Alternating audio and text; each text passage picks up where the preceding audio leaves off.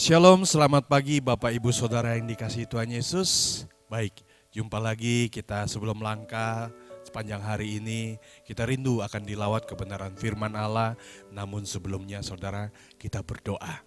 Bapa yang baik, kami bersyukur di pagi ini ada waktu bagi kami sebentar untuk membaca merenungkan kebenaran firman-Mu. Roh Kudus baharui hati pikiran kami. Bersabdalah dalam Kristus Yesus, Tuhan kami yang hidup. Amin. Ibu bapak saudara yang dikasihi Tuhan Yesus, renungan harian kita di pagi yang indah ini, bekerja di ladang Tuhan. Bekerja di ladang Tuhan. Akan saya bacakan dari surat Matius pasal yang ke-9 ayat yang ke-38, demikian firman Tuhan. Mintalah kepada Tuhan yang empunya tuayan, supaya ia mengirimkan pekerja-pekerja untuk tuayan itu.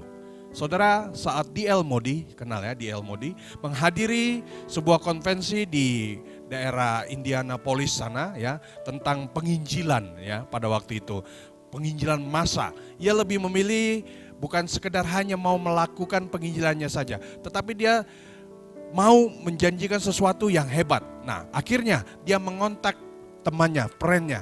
Ya, dia akan bertemu pukul 6 sore di simpang yang sudah dijanjikannya itu.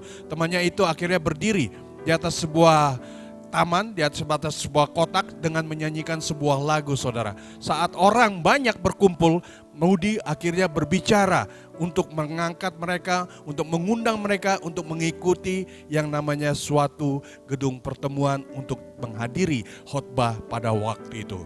Saudara, tak lama kemudian gedung pertemuan itu akhirnya penuh oleh banyak orang, ya, banyak orang meluap dan semuanya diberkati secara rohani, dan ia berkhotbah kepada mereka. Ketika mereka orang banyak itu, mereka sangat-sangat terkejut betapa luar biasa Tuhan. Sama ketika Tuhan Yesus, tergeraklah hati Tuhan Yesus oleh belas kasihan kepada mereka. Dia berkata kepada murid-muridnya, tuayan memang banyak tetapi sedikit pekerja.